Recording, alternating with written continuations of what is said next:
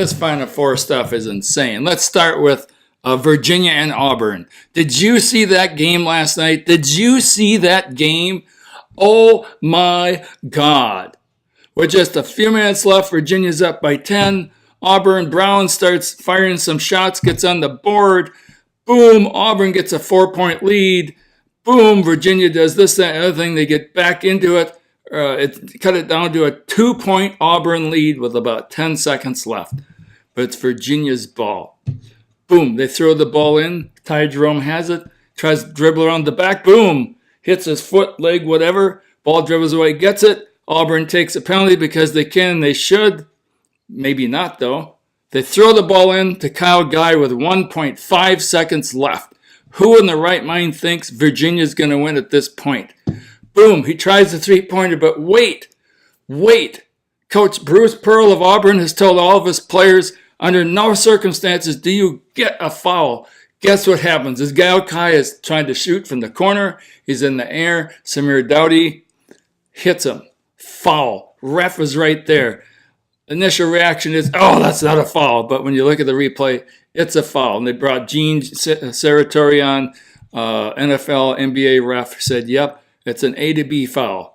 He started at point A with his feet, went in the air, landed towards the player at B, and he touched him while he's in the air. It's a foul. It's not one, but two, but three free throws for Kyle Guy, who's got almost an 82% completion rate. Bam, sinks the first one. Bam, sinks the second one. Tie game. Bam, sinks the third one. Virginia's up by 1. Last-ditch effort by Auburn. They do a trick play, almost like a cherry picker. Throw it to a guy who bounces it to another guy who gets it, tries to throw it up, hits it like the bottom of the rim of the boards, whatever, but doesn't go up high enough, doesn't go in. Game over. Who would think that this is going to happen?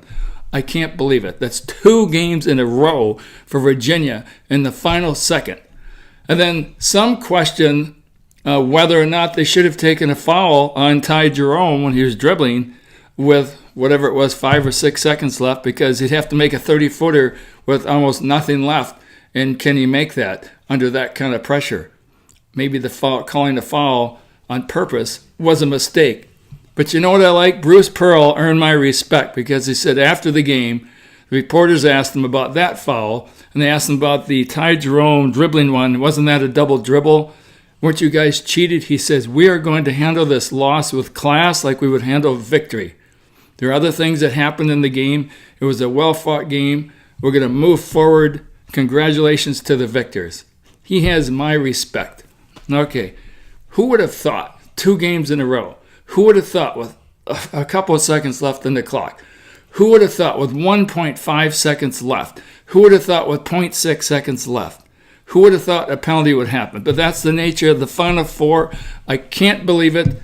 Everyone, including Charles Barkley, who is an Auburn alumni, looked at it and had to say reluctantly, that was a good call when Samir Dowdy touched Kyle Guy. And one of the things the announcers brought up about the other one, the quote-unquote double dribble by Ty Jerome, nobody at that time, no coach, no player, no fan, no nothing, pointed to it and said, hey, that's a double dribble. It was only well after the fact. So take it or leave it. I don't know what to say. Did the refs blow it? Did they cost them the game? Or was it a well-fought game and mistakes are made by refs here and there? But that last one was the killer, and that was a good call. I can't imagine what's going to happen on Monday night, tomorrow night. Will it be another 1-second thriller for Virginia? Virginia, they've got Ty Jerome. They've got Kyle Guy. I think his name should be Guy Kyle or Guy Kali or some French name like that. But those 2 guys are on fire. It could be a nail-biter. Could be a nail-biter again. But let's shift over to Texas Tech and Michigan State. Again, Tom Izzo had class and said, we didn't play the way we were supposed to play, but maybe Texas Tech had something to do with it. If you watched that game, and I did, that was defense wins championships, baby. And that's what Texas Tech did. Texas Tech. Say that fast 3 times. Texas Tech. It was defense, offensive and defensive rebounding. Look who owned the boards, Texas Tech. Michigan has this fast, high-flying offense. They like to move the ball around. but they got forced to stick on the perimeter. Now, one thing that Michigan did, they get the ball to Cassius Winston. They run up the court as fast as they can. They got everybody on the run, but then they'd stop and slow down and set up the play and start passing back and forth, back and forth.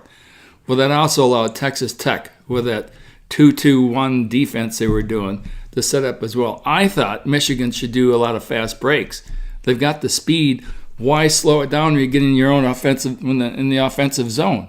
Why slow down? Keep it going. Texas Tech is scrambling to get back there, but they didn't. Anyways, defense, ODAC, oh my God.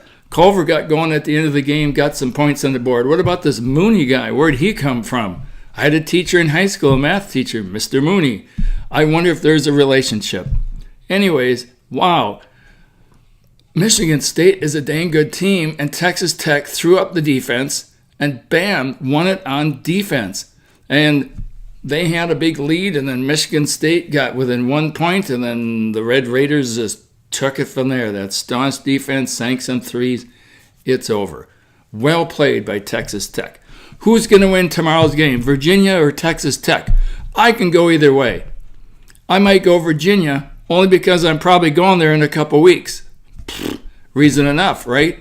They got some great barbecue. But Texas, I got a lot of friends in Houston, and I spent a summer in Texas. So, you got a high-powered offense with a good defense, seeded number one against as we saw, a staunch defense. I'm going to go with defense. Defense wins championship, and I'm going Texas Tech tomorrow night. The Texas Tech Red Raiders national champs. You heard it first here on Sports Blabb.